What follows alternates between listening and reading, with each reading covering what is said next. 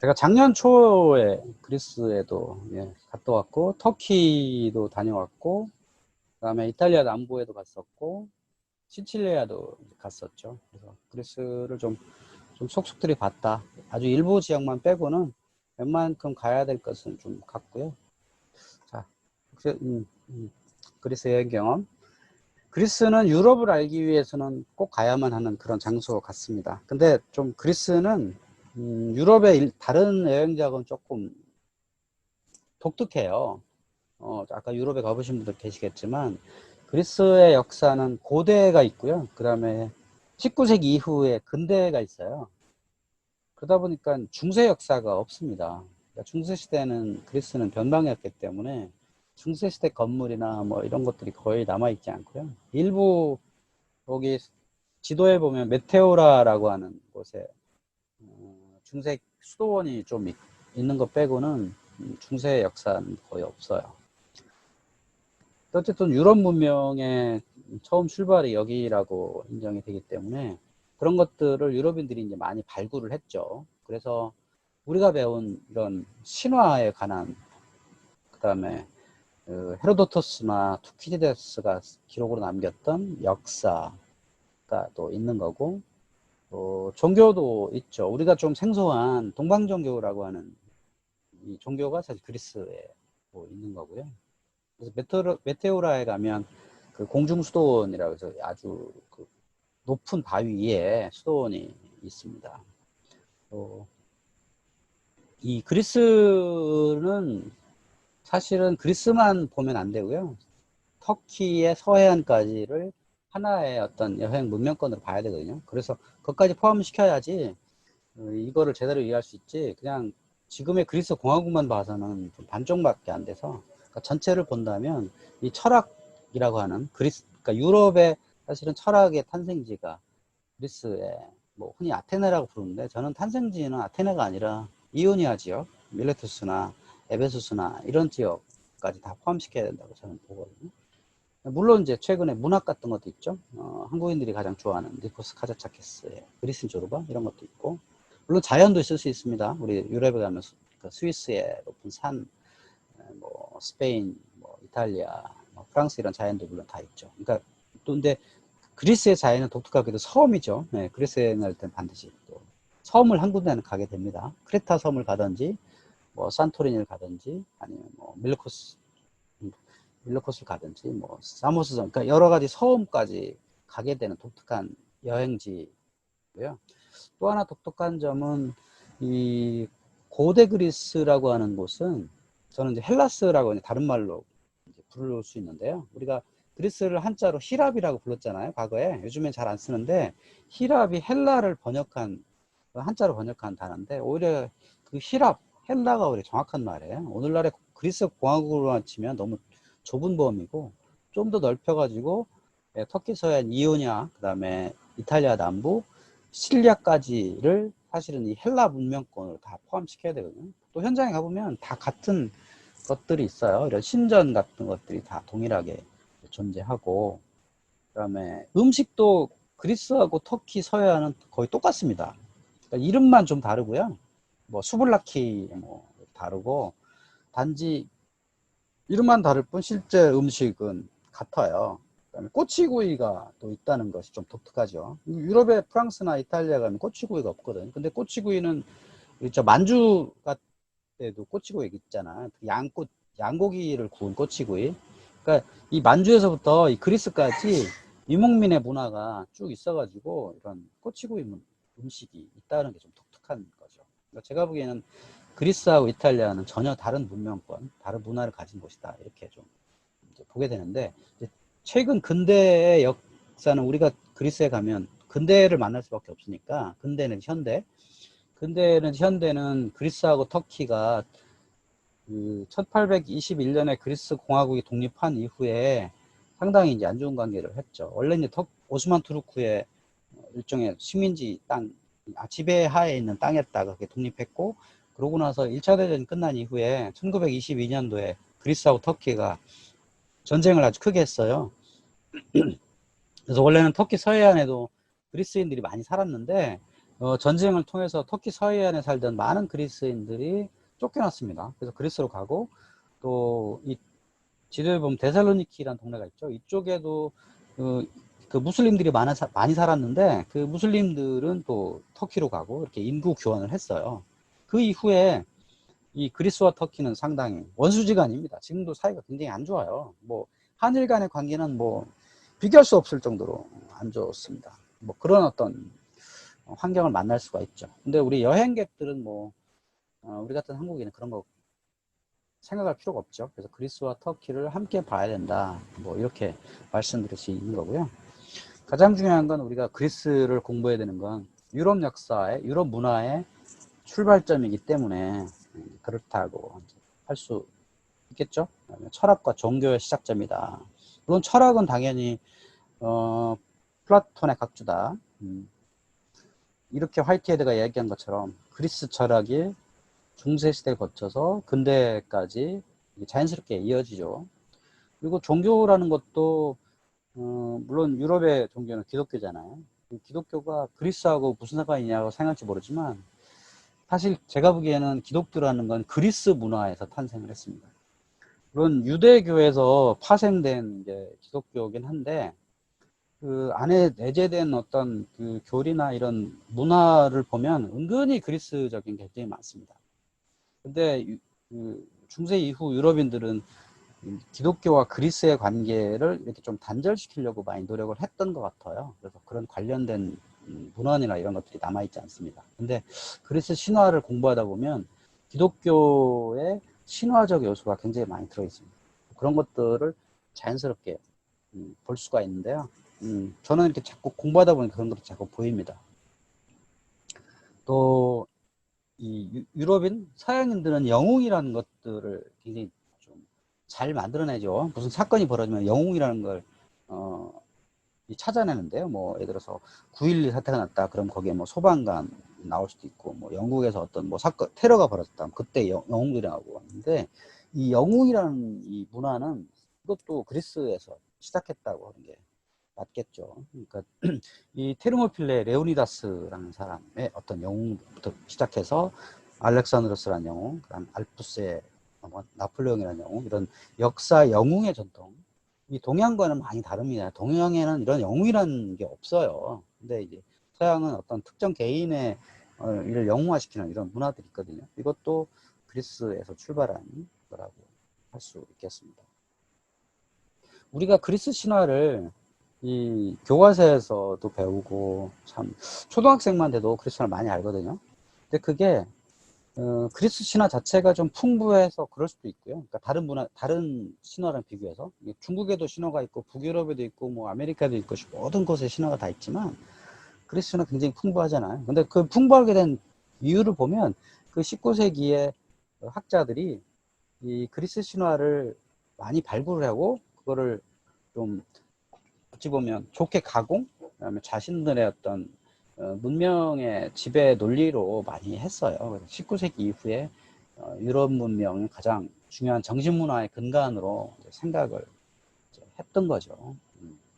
그래서 여기 보면 이 사진에 보면 이게 독일 베를린 브란덴부르크의 문이거든요. 여기 보면 그 문 위에 청동마차가 있잖아요. 그 위에 여신이 있는데, 여신이 이게 승리의 여신이에요. 그 위에 독수리 상을 들고 있는 승리의 여신이 마차를 타고 가고 있죠. 이게 어찌 보면 아폴론의 모습 같기도 하고, 뭐 승리의 여신 같기도 하고, 독수리는 또 제우스를 상징하는 거고, 그런 모습들이 막 섞여 있죠.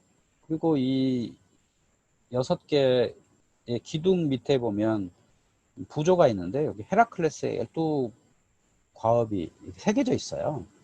그러니까 이 자신들의 어떤 문명을 헤라클레스의 영웅적 행위 이런 것들로 이렇게 나타내고자 하는 이 독일인들의 상징 같은 의지가 표현된 것이라고도 할 수 있겠죠. 제가 유럽 문명이 과연 왜 이 19세기 이후에 한 200여 년간 이 지구촌을 전부 지배하게 되는가, 그 원인이 무엇인가, 이런 것들을 좀 찾아보다 보니까 저는 이 동양인에 비해서 유럽인들의 독특한 점, 이 뭔지를 한 두 가지로 찾아봤어요. 첫 번째는 떠나는 영웅의 문화예요. 그러니까 동양인들은 잘 떠나질 않았거든요. 그러니까 다른 문명권 사람들은 다른 세계를 지배하려고 떠나질 않았던 거예요. 근데 유독 유럽인들만 이렇게 떠났기 때문에 이 사람들이 아메리카라고 하는, 또 아프리카라고 하는 이런 것들을 그들의 땅으로 만들면서부터 이런 지배자가 될 수 있었던 거죠. 그리고 또 끊임없이 배움과 융합이라는 게 있죠. 그러니까 유럽인들이 갖고 있는 어떤 여러 가지 그 산업적인, 그러니까 과학기술 이런 것들도 상당수가 동양 내지는 중국 내지는 이 중동 아랍권에서 전해진 게 굉장히 많거든요. 그러니까 우리가 알고 있는 그 철학이니 학문이니 이런 것도 사실은 아랍인들이 고대 그리스에 있었던 것들을 전해주지 않았으면 사실 어려웠다고 하는 게 지금 많이 밝혀져 있어요. 그래서 유럽인들은 그런 것들을 많이 배우고 융합해서 자신들 걸로 만들었던 그런 역사들이 이제 있는 거죠. 또 이제 신화, 영웅, 종교라고 제가 이제 표현을 했는데요. 그 유럽인들에서는 이 종교라는 걸 절대로 빼놓을 수가 없죠. 우리 한국 사람들은 종교는 하나의 각자의 선택하는, 진짜 말 그대로 종교인데, 유럽인들 내지는 아랍인들, 이 사람들은 종교는 선택이 아니고요. 그냥 생활이에요. 생활 방식입니다. 그래서 아주 자연스럽게 오래전부터 몸에 배 있는 거죠. 그런, 종교적인 게 어디서부터 출발했느냐? 저는 신화에서부터 출발했다고 그렇게 봐요.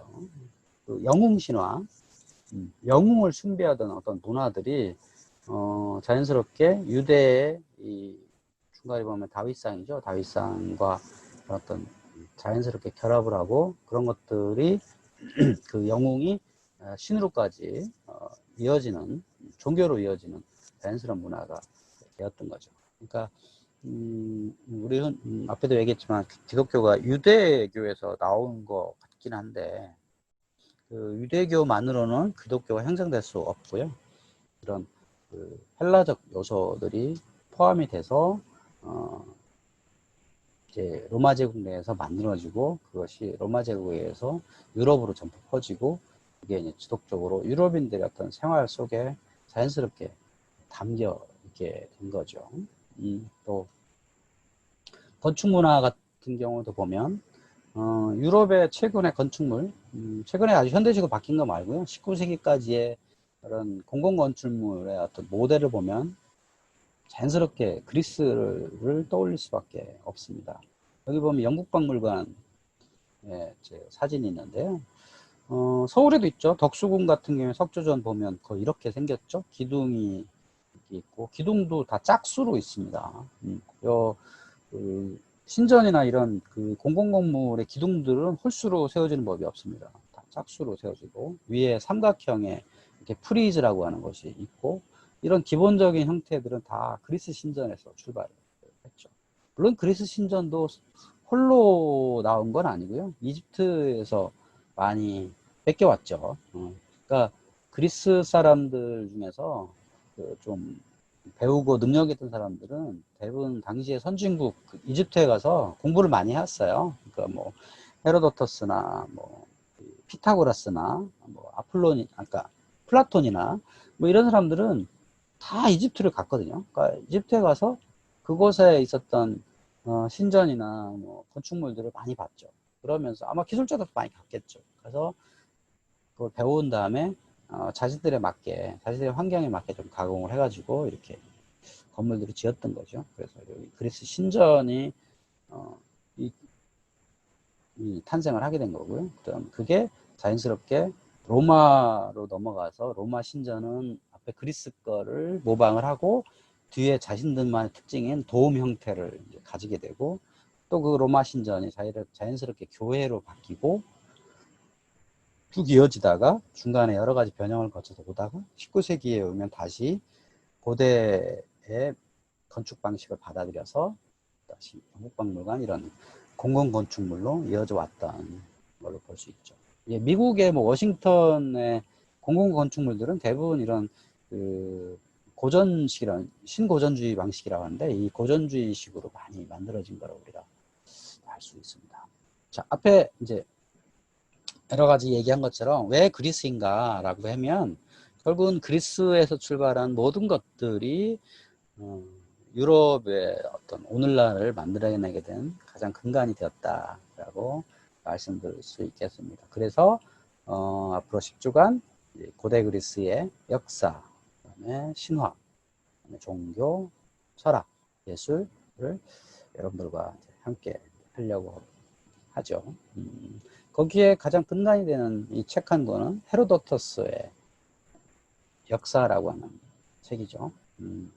키케로가 헤로도토스는 역사의 아버지다 이렇게 말을 했는데 저는 이 헤로도토스가 일종의 롤모델입니다. 헤로도토스는 원래 할리카르나소스라고 하는 오늘날 터키 서해안의 보드름이라는 동네 출신이죠. 저는 이 헤로도토스 역사를 20살 때 만나가지고 지금까지도 이 책을 읽고 여기 나오는 어떤 현장을 눈에 그리고 뭐 몇 군데는 좀 갔다 오기도 했고요. 그래서 이 사람은 나중에 이 할리카르나소스의 귀족이었는데 이 사람이 이집트나 뭐 바빌론이나 그다음에 시칠리아도 갔다 오고 뭐 스키타에는 안 갔다 온 것 같긴 한데 어쨌든 여러 여행을 거쳐서 자료를 모아가지고 이제 말년에는 아테네에 가서 강연자로 먹고 삽니다. 거기서 돈을 꽤 많이 벌었나 봐요. 그리고 마지막은 아테네에서 살지 못하고 이탈리아 남부 트리에라는 신도시로 가서 거기서 죽죠. 그러니까 저도 그 헤로도토스처럼 살고 싶은 생각이 많이 있죠. 저도 역사책을 쓰고 여행을 하고 사람들이 몰랐던 걸 전해주는. 그래서 오늘 이런 강의를 하게 된 것도 헤로도토스를 만났기 때문이 아니었나 이렇게 생각이 들고요. 유럽인들이 가장 좋아하는 역사책이라 할 수 있죠. 헤로도토스. 이런 현장을 좀 이제 10주간에 좀 사진으로나마 간접적으로나마 다녀오도록 하려고 하고요. 또 하나 여행처는 이 오디세우스의 여행이죠. 우리 서양 고전 중에 가장 위대한 고전 두 권을 꼽으라면 하나는 일리아드, 또 하나는 오디세이아를 써볼 수 있겠죠. 자, 오디세이아에 나오는 오디세우스는 일리온에서 승리를 한 후에 자기 고향인 이타카로 돌아가는 과정에서 한 10년간의 모험을 겪죠. 근데 뭐 이거는 일종의 이 서지중해를 항해했던 어떤 선원들의 이야기를 이런 신화로 좀 만들어 놓은 게 아닌가 이런 해석을 충분히 가능할 수 있게 하는 거고요. 이제 이 오디세우스의 여정을 쭉 보다 보면 이런 현장들이 있어요.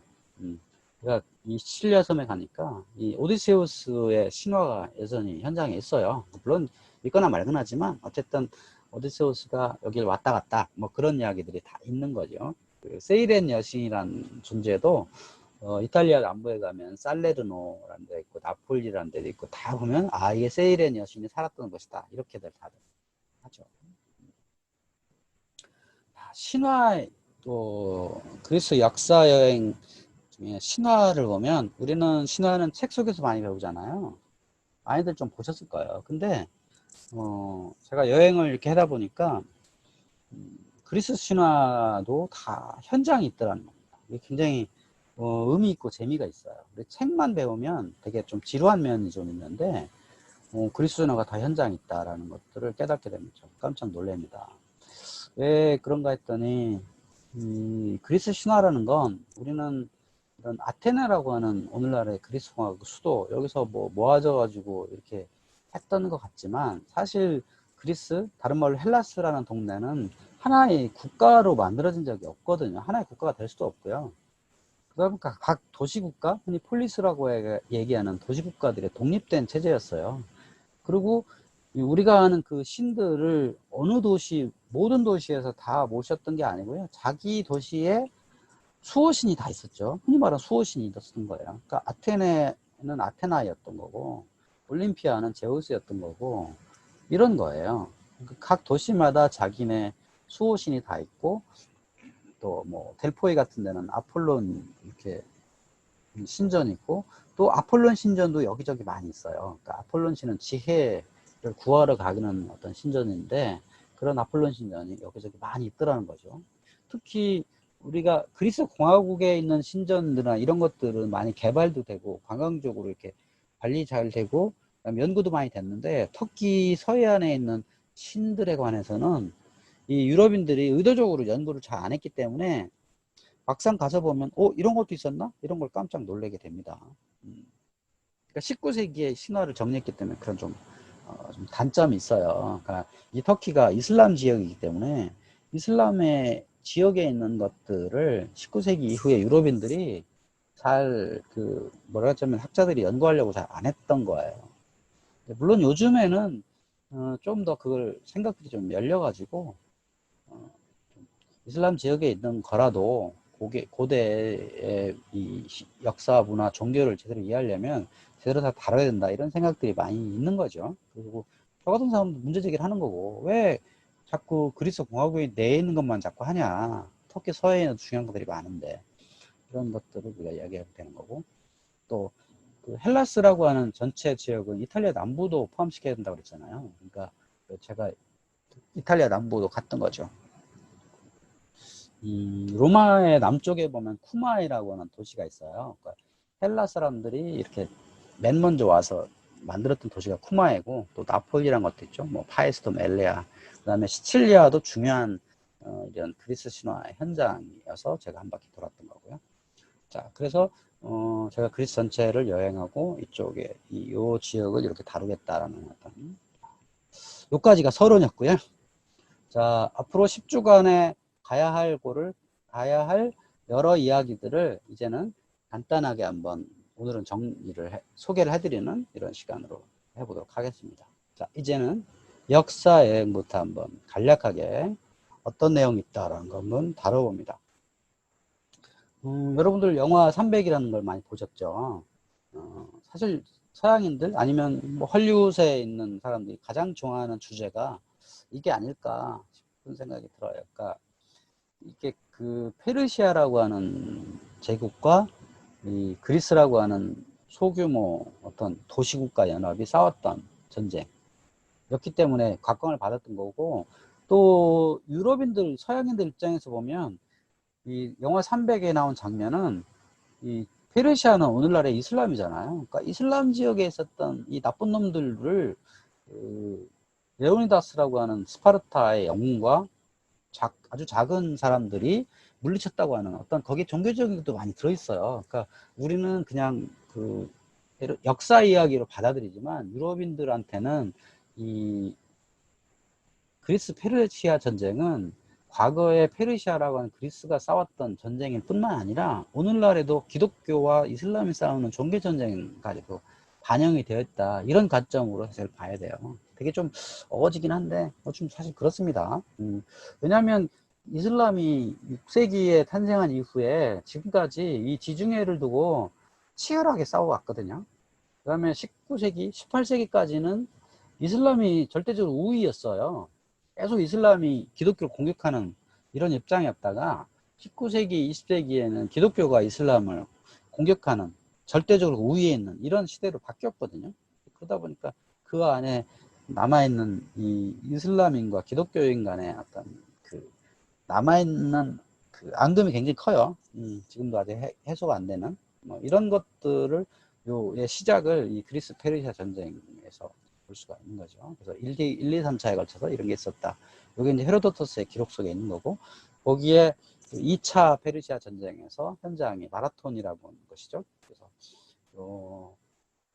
페르시아군이 한 7만 명이었었고, 아테네와 그 몇몇 도시국가의 연합이 한 1만 명이 싸웠는데, 여기서 페르시아 측이 6,400명이 전사하고 아테나는 겨우 192명만이 전사했다라고 하는 거 보면 엄청나게 대단한 일을 한 거죠. 이 두 번째 페르시아 전쟁이고, 세 번째 페르시아 전쟁이 바로 테르모필레라고 하는 곳에서 레오니다스라고 하는 스파르타의 왕을 중심으로 한, 우리가 300이지만 실제로 한 2,000에서 3,000명 정도 됐을 거라고 이제 평가를 하는데, 여기서 장렬하게 전사했던 이런 이야기가 있죠. 이 테르모필레에서 싸웠던 스파르타인들에 대한 추앙 뭐 이런 것도 사실 유럽의 사람들한테는 영웅으로서 굉장히 재밌어하는 주제이기도 하죠. 잘 들여다보면 조금 과장된 이런 평가이기도 해요. 과연 이렇게 스파르타인들이 대단한 결과를 냈나? 아니, 결과를 내지 못했거든요. 그럼 이제 구체적으로 한번 들어가 보죠. 아테네라고 하는 어찌 보면 유럽 사람들이 가장 좋아하는 도시 중에 하나겠죠. 로마 내지는 뭐 아테네일 텐데 로마의 원조가 또 아테네니까 유럽 인문의 고향이다. 또 이오네스 쪽의 맹주, 그리스 지역에는 이오네스족과 도리스족과 아이오네스족 이런 사람들이 있었는데 그 중에 아테네가 가장 세력이 컸던 이런 맹주였다. 그리고 한창 전성기에는 델로스 동맹이라고 해가지고 에게해 섬들에 대한 어떤 패권을 많이 쥐고 그래서 거기서 나오는 돈을 걷어가지고 여기 아테네 아크로폴리스 위에 있는 멋진 파르테논 신전 이런 것들을 짓게 되죠. 당시에 인물 이 페리클레스라고 하는 인물이죠. 이 당시에 아테네는 민주주의라고 하잖아요. 흔히 민주주의의 고향, 뭐 출발점을 흔히 아테네라고 사실 하지만 아테네만 이런 민주주의 체제가 있었던 건 아니에요. 당시에 보면 이오니아 지역에도 민주주의 체제가 시작이 돼서 결국은 아테네도 그런 것들이 도입이 됐는데 실제로 아테네가 민주주의가 제대로 돌아갔나? 라고 잘 들여다보면 또 그런 것 같지도 않아요. 그러니까 페리클레스라고 하는 유능한 인물이 있었을 때는 잘 돌아가는데 또 상황이 바뀌면 또 잘 안 돌아가요. 특히 이런 여기 알키비아데스라고 하는 아주 잘생기고 말잘하는 어떤 선동가가 있을 때는 또 이 민중들이 막 끌려갑니다. 좀 투표를 하는 민중들이 이성적이지 못하고 좀 끌려가는 일이 발생을 하죠. 그래서 나중에 펠로폰네수스 전쟁에서 아테네가 스파르타한테 패하게 된 사실 원인 제공자가 이 알키비아데스라고 하는 인물이었죠. 아테네인들이 가장 사랑하는 소크라테스의 제자이기도 했고 이런 인물들이 있었다. 그러니까 민주주의는 원래 불완전한 거거든요. 지금 19세기 이후에 전 세계 민주주의가 많이 보급되었지만 사실 민주주의가 아직 또 완전하지가 않아요. 그러니까 민주주의를 절대 가치라고 우리가 배우긴 했지만 과연 그런가? 잘 들여다보면 꼭 그렇진 않더라. 이것들을 발견할 수 있는 거고요. 또 이 당시에 아테네 사람들은 민주주의라는 걸 좀 지키려고 좀 독재 가능성 있는 사람들을 이렇게 좀 쫓아내는 제도를 만들었어요. 그걸 도편 추방이라고 하는데, 그러니까 좀 나댄다. 저 사람 좀 독재할 것 같다. 라고 하면 투표를 해가지고 일정 투표 수차가 나오면 추방형을 했죠. 그래서 여러 지도자들이 이제 추방을 당합니다. 10년 내지 20년 추방해요. 못 돌아오게 하는 뭐 이런 일들을 했죠. 뒤에서 다룰 투키디데스 같은 사람도 이런 10년 추방형을 받아가지고 고향에 돌아가지 못하고 외지에서 떠돌면서 또 역사책을 쓰게 된 그런 일도 사실 있었죠. 자, 민주주의가 발생했던 이런 연설대. 이 아테네 가면 여기 필리파포스라는 연설대가 있어요. 또 이 그리스 페르시아 전쟁 당에 벌어졌던 게 아까 투키디데스라는 사람이 쓴 펠로폰네수스 전쟁이라고 하죠. 뭐, 이 전쟁은 이 아테네 중심의 델로스 동맹과 스파르타 중심의 펠로폰네소스 동맹이 이렇게 한 30년, 27년 정도를 두고 다퉜는데 사실 이 원인 제공은 아테네가 한 겁니다. 아테네가 좀 말하자면 제국주의 짓을 좀 했어요. 이 섬들한테 세금을 많이 뜯고 뭐 그걸 가지고 좀 화려한 영광을 누렸죠. 그래서 그 돈으로 파르테논 신전도 짓고 그러다 보니까 여러 섬들이 좀 반발을 해가지고 거기에 대항해서 나오게 된 게 사실은 펠로폰네소 전쟁이죠. 그 펠로폰네소 전쟁에서 초반에는 아테네가 잘 하다가 막판에 가면 전쟁에 패하게 되는데 그 결정적인 사건이 시칠리아를 원정했던 사건이죠. 그러니까 아까 알키비아데스라고 하는 리더가 여길 가자, 여길 가면 뭔가 먹을 떡이 있다. 이 시칠리아라고 하는 곳이 사실 원래 곡창지대고 뭐 지금도 여기가 미리 재배된 아주 좋은 땅이에요. 그리고 특히 여기 시라큐스라고 하는 도시는 아주 부자 도시였고 그렇기 때문에 여기를 가면 전리품을 얻을 수 있다 이런 주장에 의해서 좀 무리하게 칠레로 원정을 가죠. 그래서 원정 가서 여기 가서 몇 년 동안 하다가 한 3년 정도 있다가 아주 처절하게 패배를 합니다. 그래서 아테네가 몰락하게 되는 결과가 되죠. 거기에 큰 항구, 작은 항구 이렇게 있고, 혹시 나중에 기회 되시면 여기 시칠리아를 한 바퀴 돌아보시면 상당히 좋습니다. 여기 한 열흘 정도 제가 혼자서 여기 갔었는데, 참 시칠리아는 볼 게 많은 이유가 여기에는 워낙 그 길목에 있거든요. 그러다 보니까 많은 사람들이 여기를 거쳐갔어요. 그러니까 원래 시킬리아 사람들이 있었고, 그 다음에 뭐 카르타고 사람들이 있었고, 또 이 시라쿠스에는 헬라인들이 와서 살았고, 나중에 여기를 로마가 점령을 하죠. 그랬다가 여기 또 이슬람 무어인들이 와서 사라센이라고 그러죠. 사라센들이 와서 또 한 200년 점령했고, 또 노르만인들이 와서 또 여기를 점령을 했고, 또 스페인인이 와서 했고, 한때 프랑스의 일부기도 했고, 뭐 그러다가 지금 이탈리아라는 곳에 소속돼 있죠. 그러다 보니까 온갖 문화의 적들이 있는 거죠. 그러니까 로마 시대 것도 있고, 헬라 시대 것도 있고, 또 중세 것도 있고, 이슬람의 흔적도 있고, 뭐 다양하게 있습니다. 그래서 여기 가보면 여러 가지 볼만한 게 참 많다. 여기를 한번 기회가 되시면 가보면 좋겠다. 큰 항구, 작은 항구. 또 시칠리아의 시라쿠사는 아르키메데스라는 사람의 고향이죠. 우리 다 유레카라는 단어를 많이 알지만 그 유레카의 단어의 출처가 어디냐? 바로 시칠리아의 시라쿠사라고 한 겁니다. 근데 저도 여기 시라쿠스 가봤더니 아르키메데스의 흔적은 없어요. 그냥 작은 박물관 정도 만들어 놨는데 다 그 로마 시대 이후에 약탈되고 남은 것들이 없어서 좀 그렇긴 한데, 여기 극장에서 보면 이 극장이 그 지역에 있었, 이 헬라 지역에 극장이 많은데 그 극장 중에 상당히 거대한 이런 극장 중에 하나여가지고 참 볼만한